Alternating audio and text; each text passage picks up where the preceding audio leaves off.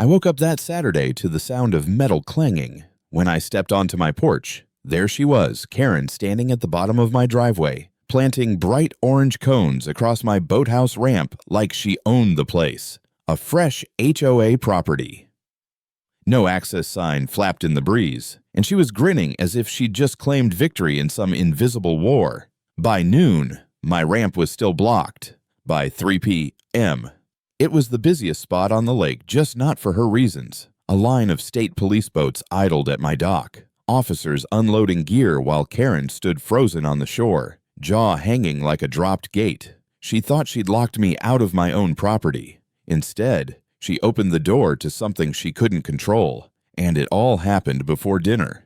I've lived on Miller's Point for nearly 20 years, bought the place in my mid-30s, when my knees still worked like they were supposed to, and my hair didn't need a cap to keep the sunburn off my scalp.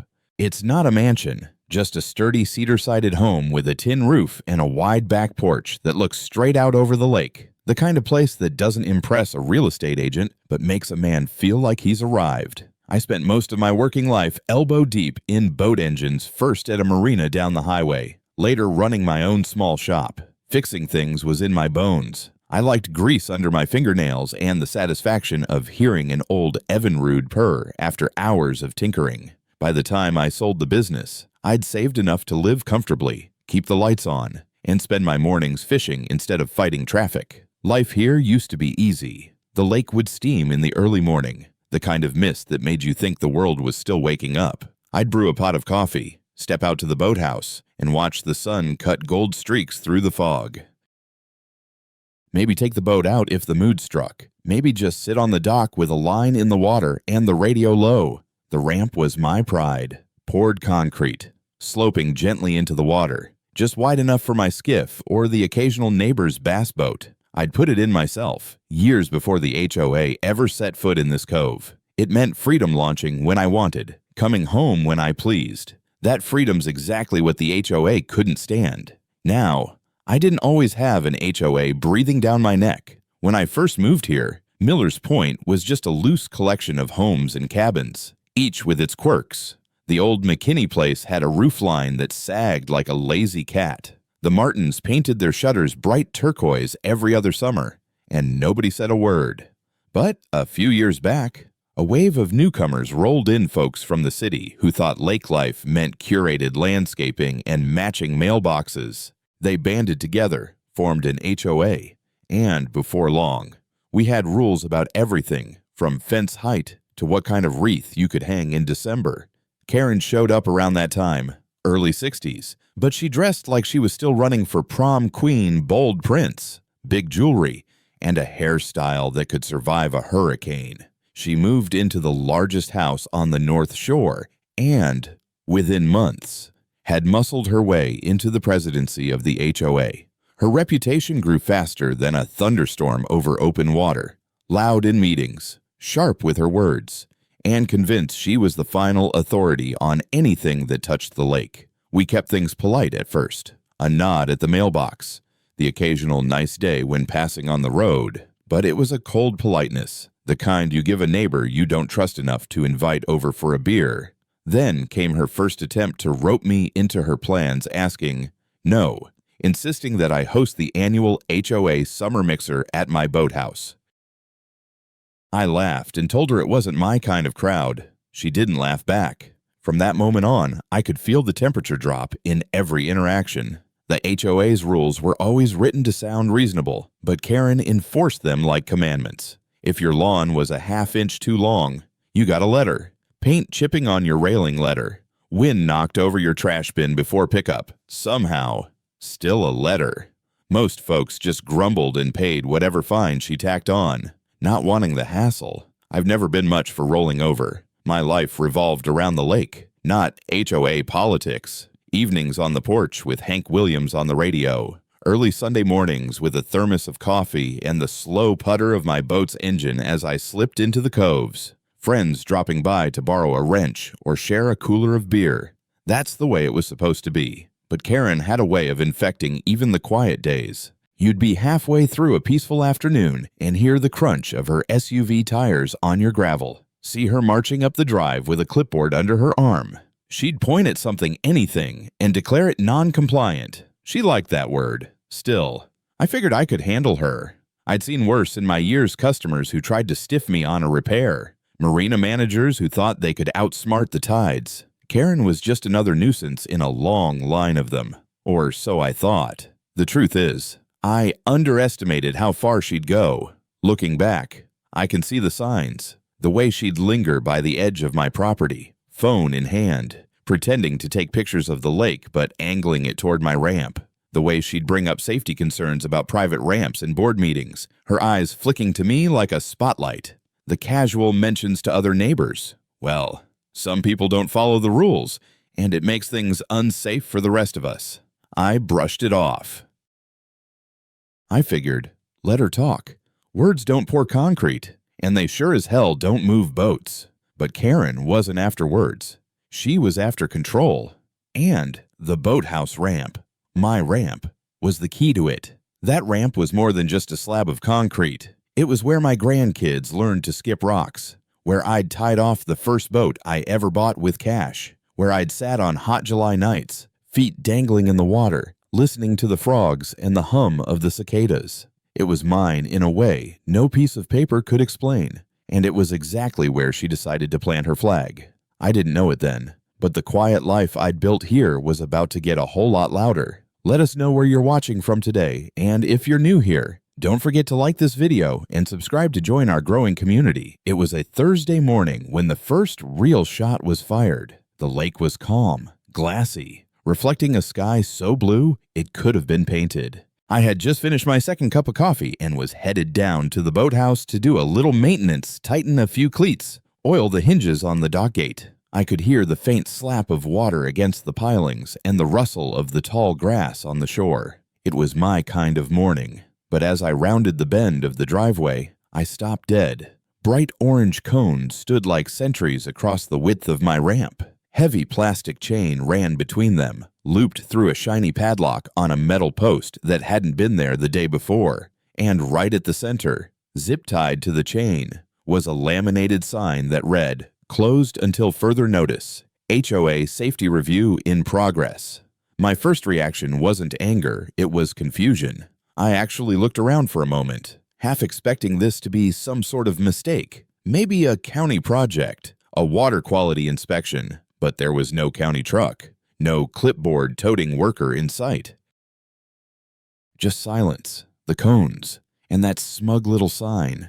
Then I saw her. Karen was standing off to the side, sunglasses perched on her nose, arms folded tight, her lips curled into something that wasn't quite a smile. "Morning," she called, voice syrupy in that way people use when they're about to ruin your day. "What's all this?" I asked, gesturing to the blockade. "Safety review," she said. "The HOA board has received multiple complaints about the condition of this ramp. Uneven surface, slippery algae buildup, possible environmental runoff. We can't risk anyone getting hurt. That ramp's been here 20 years.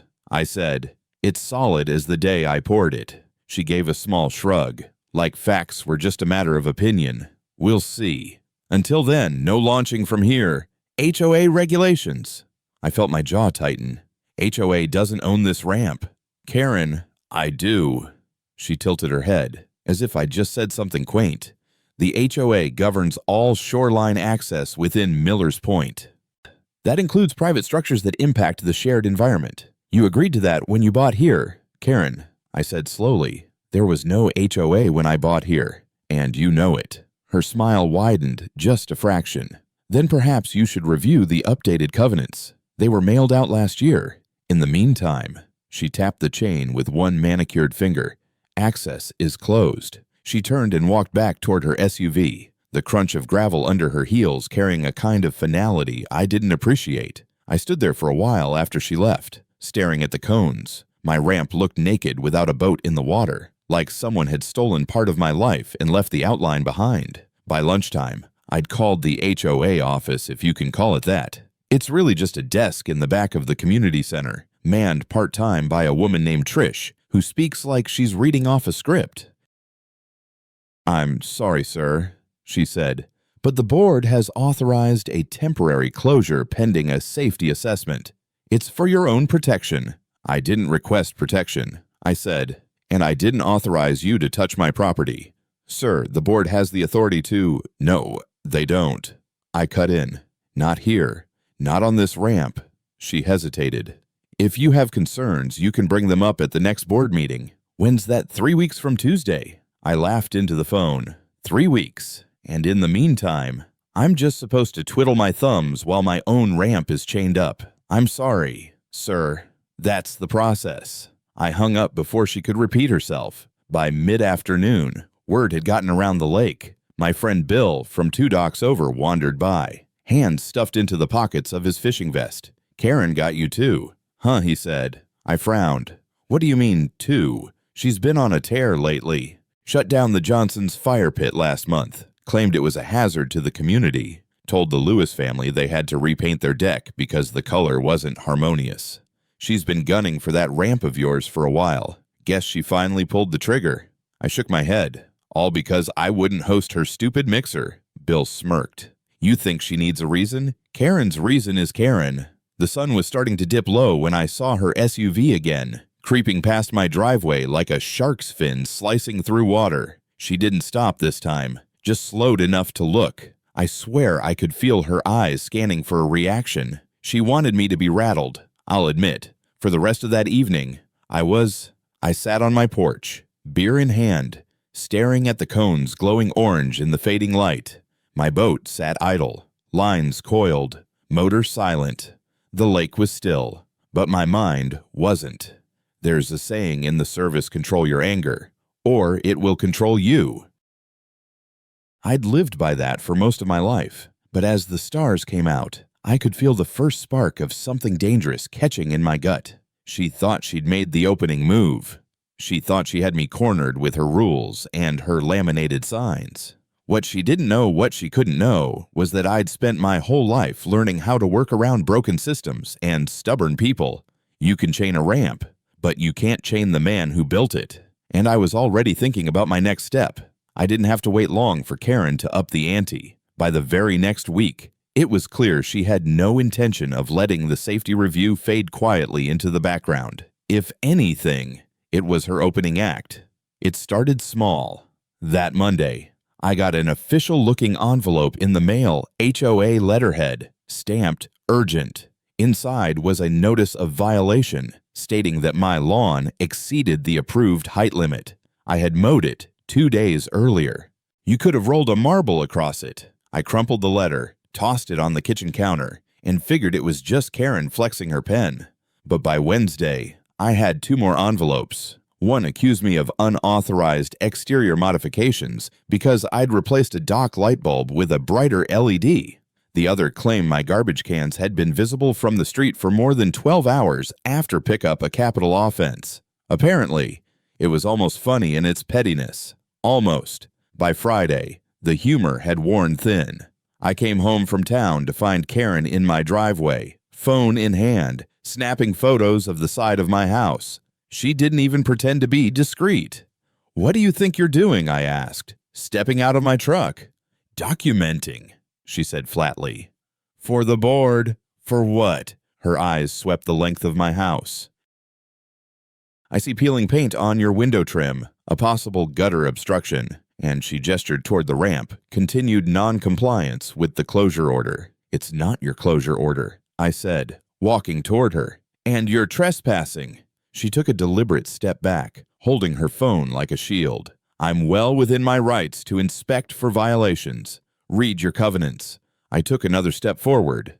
Read my deed, she sniffed, tucked her phone into her purse, and walked away without another word. But I knew this wasn't over. It wasn't just me she was after. In the days that followed, I noticed a shift in the neighborhood. People who used to wave when they pass now averted their eyes. Others came by in hushed tones, warning me to be careful because Karen was building a case. One evening, my neighbor Patty knocked on my door with a casserole dish in hand. She leaned in close, eyes darting toward the road. She's telling people you're a troublemaker, said you're trying to undermine the HOA and that you've got connections. Patty gave me a look that said she didn't buy it, but plenty of others might.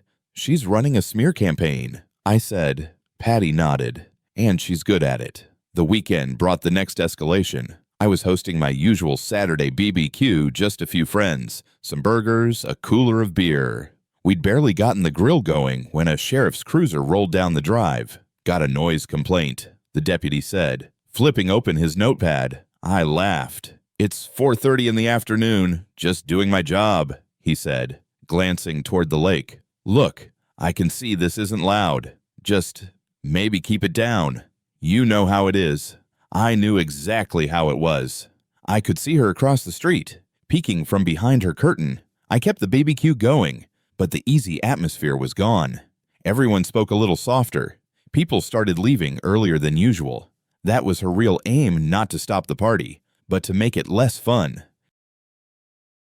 The next morning, I found another violation notice stuffed under my door. Unauthorized gathering exceeding occupancy limits.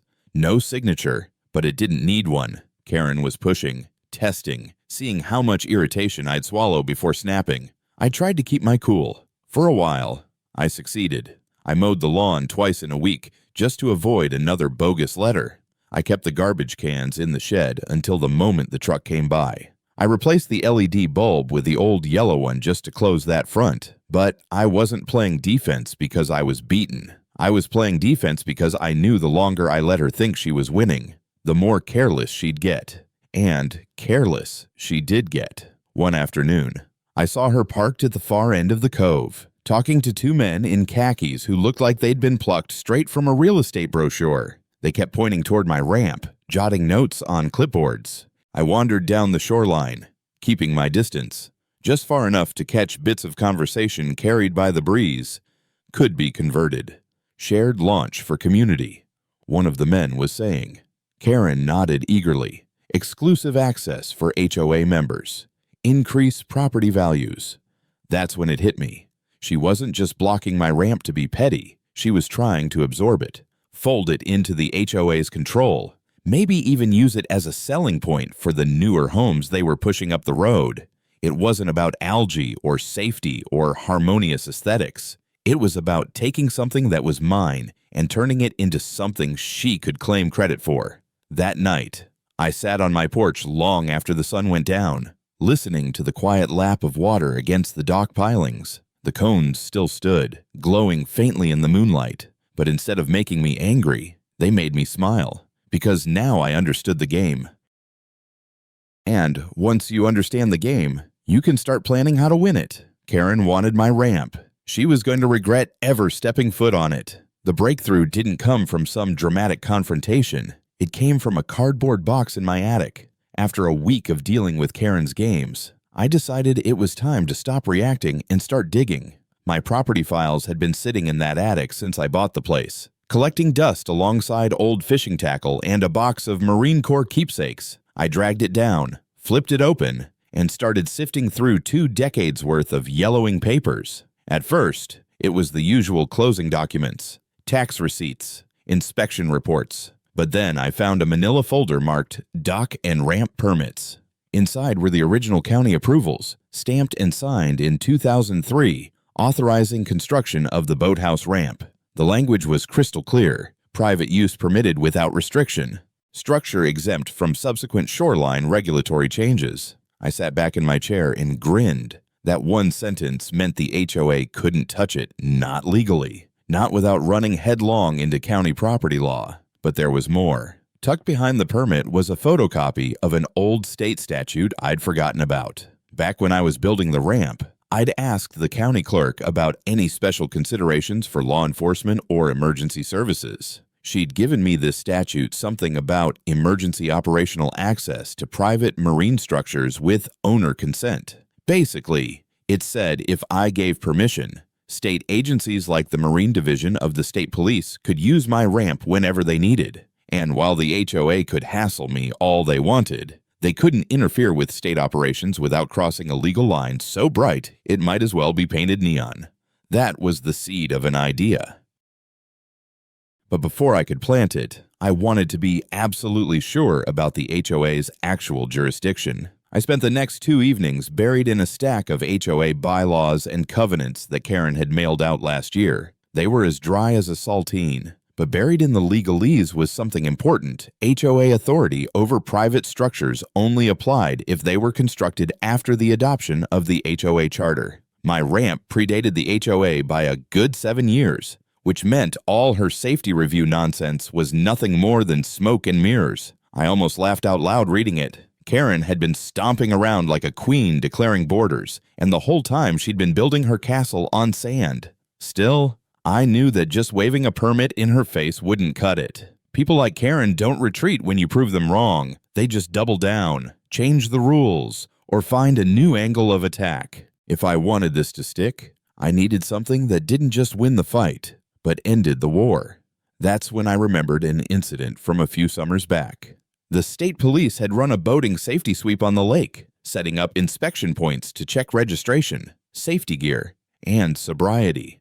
The only problem was their launch point had been miles away, costing them precious time. One of the officers had joked over a beer at the marina. "Man, if we could have launched from your place, we'd have saved half a day." It had been a throwaway comment at the time. Now, it felt like a loaded round sitting in the chamber. If the state police were officially using my ramp, it wouldn't matter how many cones Karen dragged over or how many laminated signs she zip-tied. She wouldn't be able to get within 20 feet without a badge telling her to step aside. And the best part, it would be perfectly legal, sanctioned by the state, and backed by my original property rights.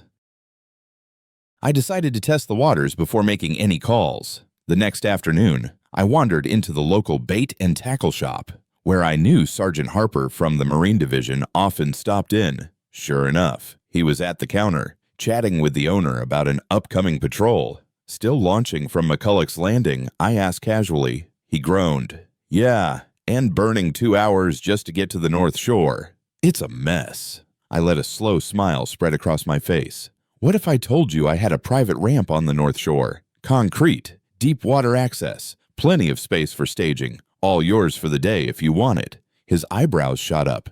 "You serious? Dead serious? You'd just need to file the operational notice with the county. My ramp's grandfathered in HOA, can't touch it." Harper leaned in a little. "You having trouble with them?" I shrugged. "Let's just say they've been overstepping." He chuckled. "Well, I'd be happy to kill 2 birds with 1 stone. We've got a patrol scheduled for Saturday. I'll talk to the captain, see if we can make it happen." By the time I got home, my plan was no longer hypothetical. It was in motion. That night, I sat at my kitchen table, permits spread out in front of me, and wrote up a simple agreement granting the state police full use of my ramp for the patrol day. I printed it in duplicate, left one for my records, and handed the other to Harper the next morning. All I had to do now was wait. I didn't tell a soul, not Bill, not Patty, not anyone. The fewer people who knew, the less chance word would reach Karen. I wanted her to be blindsided, standing there with her cones and her laminated sign when the cavalry rolled in. And something told me, when that moment came, it wouldn't just end the ramp dispute. It would change the way Karen looked at me entirely. In fact, I suspected it might change the way the whole neighborhood looked at her. Karen must have had some sixth sense for when she wasn't the only one moving pieces on the board. It was Thursday morning when I noticed her SUV idling at the far end of my driveway. Engine running, windows tinted dark. I was halfway through changing the oil on my skiff when the hairs on the back of my neck stood up. I wiped my hands on a rag and stepped into view. The moment she saw me, the SUV rolled away at a crawl, like a cat pretending it wasn't caught in the bird bath. That afternoon, a letter arrived, certified mail this time. The HOA formally demanded I present myself for an immediate property inspection, citing multiple unresolved violations and failure to comply with safety directives. The language was heavier than usual, full of phrases like escalating enforcement measures and potential legal remedies. I knew exactly what it was, a fishing expedition. She wanted to get onto my property, snoop around, and maybe find something, anything. She could blow up into a bigger problem before whatever she suspected came to pass. I didn't bite. I wrote a short reply, reminding the board that my ramp was grandfathered in, that the HOA had no authority to conduct inspections without my consent, and that trespass laws still existed in this county. The next day, I caught her again, this time on foot, taking pictures from the edge of my lot. She had one of those big zoom lenses like she was auditioning for Wildlife Photographer of the Year. I walked over, staying just inside my property line. "Looking for birds?" I asked. She lowered the camera slightly. "Just documenting conditions." "Careful," I said. "With a lens that size, people might think you're spying." Her smile was tight. "You seem nervous." "Jack." "Planning something," I grinned. "Always." That got me a squint before she turned and strode off toward the road.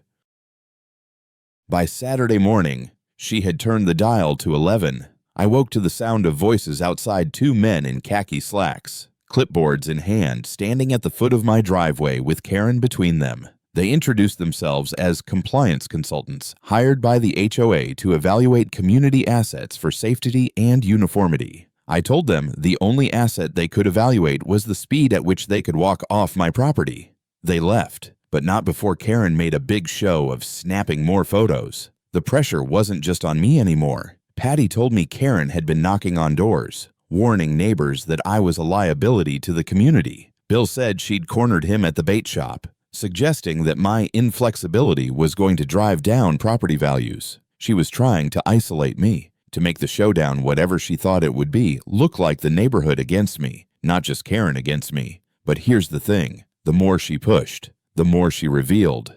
She didn't know the specifics of what I was planning, but she knew enough to be afraid of it, and fear makes people sloppy. That sloppiness showed up late Sunday night. I was out on the porch, enjoying a quiet beer, when I saw a flashlight bobbing near the ramp. I grabbed mine and walked down. Karen was there, standing over the chain she'd strung across the ramp, fiddling with the padlock. "Evening," I said. She jumped like I'd fired a starter pistol. "Oh, I was just checking the security of the closure. Middle of the night's a strange time for that," I said. She recovered quickly, putting on that HOA president poise. "I have a responsibility to ensure compliance. And frankly, Jack, I think it's time you stopped resisting. This ramp is going to become a shared community resource whether you like it or not. You can either work with us, or you can watch it happen without you." I stepped closer, lowering my voice. "Karen, I've been watching you make moves for weeks now." "But you've been looking at the wrong piece of paper." Her eyes narrowed. "What's that supposed to mean?" "You'll find out soon enough," I said, then turned and walked back toward the house. I could feel her eyes burning holes in my back. The next morning, Monday, was quiet. Too quiet. No SUVs idling, no new letters, no strangers with clipboards. She was waiting now, coiled like a spring. Good. I wanted her front and center when the curtain lifted. That evening, I got the call from Sergeant Harper. The patrol was a go. They'd be at my ramp by 9 a.m. Saturday with 2 boats, a truckload of equipment, and half a dozen officers. He'd filed the operational notice with the county that morning. "Once we're there," he said, "nobody's getting in our way without committing a criminal offense." "That clear enough, Crystal," I said. All week, I went about my routine like nothing was different, fishing at dawn, fixing the outboard, mowing the lawn. Karen kept her distance, but I could sense her circling, waiting for an opening. She thought Saturday was going to be another small victory. Another morning of her cones and chains and smug little speeches. She had no idea it was going to be the day she lost the war. By Tuesday morning, I had shifted from patient defense to full-on preparation. If Saturday was going to end this once and for all, I wasn't going to leave a single detail to chance. First order of business was paperwork. I made 3 certified copies of my original county permits, the statute about state agency use, and the signed agreement with the state police. One set went into a waterproof folder in my boathouse. Another set went into a locked file cabinet in the house. The third, I slipped into a plain manila envelope and tucked under the seat of my truck. If Karen somehow tried to play games with missing documents, I'd still have the receipts literally. Next was the ramp itself. I spent Wednesday morning pressure washing it until it gleamed. The algae Karen claimed was a hazard vanishing in green streaks into the lake. I tightened the cleats, replaced 2 weathered planks on the dock walkway, and made sure the staging area had plenty of room for vehicles to turn around. If I was going to host a state patrol operation, it was going to look professional. Harper had warned me Karen's going to hit the roof when she sees us. Expect her to try and stall, argue, or outright block us before we get set up. That was fine by me. In fact, I was counting on it. Thursday evening, I stopped by the marina to pick up a few extra dock bumpers and chat with some of the old-timers. Word travels fast on this lake, and I knew if I dropped a vague hint about Saturday being a busy morning at my place, it would reach the right ears. The more people who showed up to watch, the better. Nothing takes the wind out of a petty tyrant's sails faster than having an audience for their humiliation. Friday morning, I walked the property one last time. The cones were still across the ramp, her last act of defiance before the big day. I didn't touch them. I wanted them there when the state police arrived. I wanted her to be the one to try and defend them in front of men and women wearing badges. That afternoon, I called Bill. "Bring your camera tomorrow." I told him, "You're going to want to get this on video." He chuckled. "You finally pulling the trigger?" "Oh," I said, "I'm firing a whole magazine." That night, I didn't sleep much. I sat on the porch in the dark, nursing a beer and listening to the crickets, running the morning through my head like a mission brief. Boat ramp clear at 0830. State police convoy in position at 0900. Karen arrives somewhere between 0850 and 0905, depending on whether she's been tipped off. Argument begins within 30 seconds of first vehicle pulling in. By 0915, cones gone, ramp open, operation underway. But the most important part, staying calm. I wasn't going to get into a shouting match. I wasn't going to gloat or throw my weight around. I'd let the paperwork and the uniform speak for me. The quieter I stayed, the louder her meltdown would sound. At 6:30 a.m., Saturday, I was up in dress jeans, boots, flannel shirt, the kind of outfit that said, "I'm just a guy on my own property." Not, "I've been plotting this for weeks." I made a big thermos of coffee, grabbed a folding chair, and set it up on the porch with a perfect view of the driveway and ramp. By 8:15, the lake was already stirring fishermen heading out, kids laughing on paddleboards, the occasional whine of a jet ski in the distance. Across the cove, I caught a glimpse of Karen's curtains twitching. She was up, watching, maybe sensing something off. At 8:50, a gray SUV pulled slowly into view hers. She parked halfway down the drive and stepped out, clipboard in hand, lips already pursed into that self-satisfied smile I'd come to know so well. She strode toward the ramp like she was about to cut the ribbon on a new development. "Good morning, Jack," she called, her voice carrying that fake warmth like perfume sprayed over mildew. "Just here to ensure the closure remains intact. We've had reports of unusual activity." I sipped my coffee. "You don't say." She gestured toward the cones. "All secure, I see." "That's good. Wouldn't want any unauthorized use." I checked my watch. 8:59. Then I heard the low rumble of diesel engines. Karen's brow furrowed. She turned toward the sound as the first truck came into view, a dark blue state police pickup. Trailer hitched. A patrol boat strapped down tight. Another truck followed, then another, until a full convoy of 6 vehicles lined my driveway. Officers in uniform hopped out, some heading straight for the ramp, others unloading gear. Karen took 2 stunned steps forward. "Excuse me, what is going on here?" I leaned back in my chair. "Oh, just a little agreement I made. State police are using my ramp today for their patrol." Her mouth opened, closed, then opened again. "They can't. This is HOA property." An officer stepped forward, pulling a folded paper from his vest. "Ma'am, we have signed consent from the property owner and county authorization for operational use. You'll need to step aside." Her voice pitched higher. "You don't understand. This ramp is closed for safety. State jurisdiction supersedes HOA regulations." The officer said evenly, "If you interfere, you'll be obstructing a law enforcement operation." Karen froze, her clipboard trembling in her hands. Behind her, I saw neighbors gathering along the edge of the road, phones out, recording. I took another sip of coffee and smiled to myself. The trap was set. The strike was landing exactly as planned. The look on Karen's face when the state police convoy rolled down my drive was worth 20 years of HOA dues. Her jaw dropped, and for once, she didn't have a rehearsed line ready. The clipboard in her hand sagged until it bumped her knee. Neighbors began gathering like moths to a porch light. drawn by the rumble of engines and the flashing blue strobes on the patrol trucks. Phones were out instantly, half the community live streaming before the first boat even hit the water. "Officers," Karen began, her voice tight but pitched to Carrie. "You've been misinformed. This ramp is under HOA closure, pending safety review. You can't launch here." The sergeant in charge didn't even blink. He was a tall man, broad shoulders, mirrored sunglasses reflecting her furious expression back at her. "Ma'am, this ramp is in active use under state authority. The owner has signed over operational consent. You'll need to clear the area." Karen's cheeks flushed crimson. "No, you don't understand. I'm the HOA president. This ramp is non-compliant, dangerous." And the sergeant held up the folder. "Ma'am, the county permits predate your HOA charter. They're legally binding and grandfathered. Any attempt to block access constitutes interference with state law enforcement."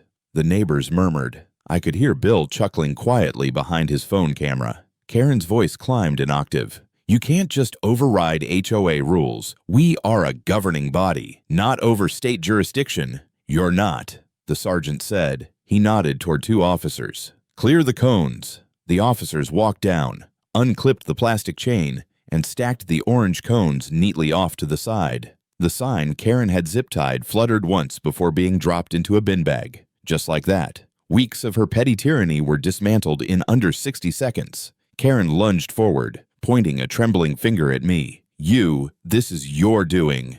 You've undermined the entire community." I leaned back in my chair, coffee mug in hand, and said loud enough for the crowd to hear, "No, Karen, I just reminded the community who actually owns this ramp."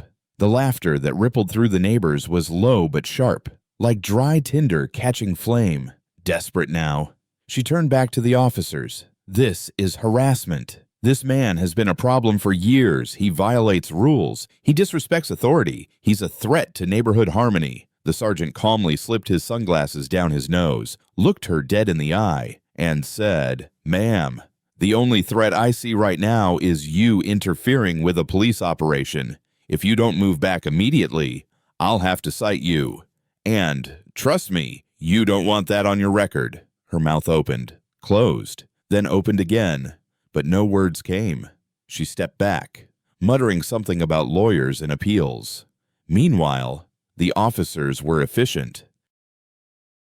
Within minutes, 2 patrol boats slid down my ramp into the water with a satisfying splash. Uniformed men and women loaded gear, radios crackled, and the cove buzzed with organized energy. My ramp, my property, was now the official hub of a state patrol sweep. The contrast couldn't have been sharper. Karen, sputtering on the shore, clipboard clutched like a shield, and the state police conducting business as if she didn't exist. By 9:30, the first boat was already cruising out across the lake, its lights flashing in the morning sun. Kids on paddleboards cheered. Fishermen tipped their hats. Even the usually reserved martins clapped as the second boat powered away. And the phones, oh, they were everywhere. Neighbors had filmed Karen's tantrum from every angle. I caught snippets. HOA, Karen tries to stop the cops, fails. Lake Showdown, HOA versus state police. Karen loses it on the ramp. You could almost hear the internet sharpening its knives. Karen must have realized it too. She tried to collect herself, straightening her blouse, smoothing her hair, forcing her lips into a brittle smile. "This isn't over," she hissed at me as she passed, heels stabbing the gravel like tiny daggers. "Oh, it's over," I said quietly. "You just don't know it yet." As she drove off, neighbors drifted over, clapping me on the shoulder, offering grins and congratulations. Bill raised his phone triumphantly. "Got the whole thing. She's going viral tonight." Patty laughed, casserole dish in hand again, as if summoned by fate. "Jack, you don't just win, you put on a show." I shrugged, sipping the last of my coffee. All I did was set the stage. Karen wrote her own lines. By late morning, the ramp was humming like a beehive. Officers came and went, radios chirping, boats idling, engines revving. The lake hadn't seen this much action in years. And through it all, I sat on my porch, watching the spectacle unfold with the quiet satisfaction of a man who'd finally turned the tide. Karen thought she could bury me under paperwork, cones, and intimidation. Instead, she buried herself in front of half the neighborhood and a half-dozen smartphone cameras. And the best part, I hadn't raised my voice once. As the sun climbed high, I felt the weight of weeks of frustration lifting. Karen's grip on the neighborhood wasn't broken, it was shattered, and everyone had seen it happen with their own eyes. For the first time in a long time, the lake felt like mine again. But the aftermath, that was still to come. The lake had a strange calm the next morning. Not the natural calm I loved, the mist on the water, the sound of loons calling, but a social calm, like the whole neighborhood was catching its breath after watching a storm pass. Karen's SUV never left her driveway. Her curtains stayed closed tight, and the once loud voice that used to carry across the cove at every sunrise was silent. It was almost eerie. For weeks, she had been the center of everyone's attention, strutting around with her clipboard and laminated signs. Now, she was a ghost in her own kingdom. The HOA board, for their part, fell quiet too. No more letters appeared in my mailbox. No surprise inspection notices. No strangers with clipboards. It was as if the entire organization had gone into hiding, waiting to see what the fallout would be. I suspect their lawyers had told them exactly what I already knew, that going up against state authority and recorded county permits was a battle they couldn't win. By midweek, the shift in the neighborhood was obvious. Folks who hadn't spoken to me in months were suddenly friendlier. They waved again. Some even stopped by for small talk. Bill came over with a case of beer and set it down with a grin. "You realize you're a legend now, right?" he said. I laughed. Legend's a strong word. No, he insisted. "You went toe-to-toe with Karen and won. And not just won, you embarrassed her so bad the whole lake saw it. People needed to know she could bleed." Patty echoed the sentiment when she brought over another casserole. "You gave us all a little breathing room," she said. "For once, she's not out there barking orders. It feels peaceful again." It was true. Life settled back into the rhythm I'd almost forgotten I loved. Early mornings on the water, the quiet creak of the dock under my boots, the easy laughter of neighbors who no longer looked over their shoulders before speaking. And yet, I couldn't shake the thought that this wasn't just about my ramp, or even Karen. It was about the principle of ownership, of standing your ground when someone tries to bully you into submission. Karen thought she could control the lake by controlling the rules. She thought she could wear people down with letters, fines, inspections, and gossip. And for a while, it worked. Folks were scared of her. Some still are. But what she never understood is that authority isn't about how loud you shout or how many papers you wave around. Real authority comes from truth, from law, from the quiet confidence of knowing you're in the right. I didn't win by yelling louder. I didn't win by fighting fire with fire. I won by being patient, by documenting, by finding the crack in her armor and prying it open with calm, steady pressure. And when the moment came, I let her defeat herself in front of everyone. A week later, I heard that video Bill recorded had made the rounds online. Titles like HOA Karen versus State Police and Karen Gets Owned at the Lake had popped up across social media. Some folks said it had gone viral in a Facebook group dedicated to HOA horror stories. Part of me worried Karen might double down out of spite, try to claw back her reputation by coming after me again. But when I finally saw her in town, she barely made eye contact. She ducked into her SUV and drove off without a word. For someone who'd once thrived on confrontation, that silence was louder than any argument. The HOA still exists, technically, but their bite has dulled. Meetings are quieter. Rules are enforced with more caution. It's as though my ramp had become a cautionary tale for them, a reminder that power has limits and that some battles aren't worth fighting. For me, life has gone back to the way I always wanted it. Peaceful mornings, quiet evenings, the freedom to use my ramp without worrying about cones, chains, or laminated signs. Sometimes, when I sit on the dock at sunset, I still see the image of those patrol boats launching, the look on Karen's face as the authority she worshipped crumbled in her hands. And it reminds me of something I think we all need to remember. Bullies only win if you let them. They thrive on fear, on silence, on people giving in to keep the peace. But when you stand up calm, steady, with the truth on your side, they fall apart. Maybe not immediately, but inevitably. So if you're out there dealing with your own Karen, whether it's an HOA president, a pushy boss, or just someone who thinks they can walk over you, don't give up. Don't let them convince you that their power is bigger than it is. Be patient. Document everything. Know your rights. And when the time comes, don't be afraid to let them trip over their own arrogance. Because at the end of the day, people like Karen don't lose because you shout louder. They lose because you refuse to play their game. What this whole ordeal taught me is simple peace is worth protecting. But it doesn't come from giving in to bullies. It comes from standing up in the right way, at the right time, with the right tools. The lake is peaceful again, not because I fought harder, but because I fought smarter. So, to anyone watching this, I'll say this: don't let anyone convince you that you're powerless on your own property, in your own life, or in your own story. You've got more strength than you think, and sometimes the quietest moves make the loudest impact. Now, I'd love to hear from you. Have you ever dealt with an HOA horror story, or a Karen who tried to push you around? Share your experience in the comments. I read every single one. And if you're new here, make sure to subscribe so you don't miss the next story. Trust me, you won't want to.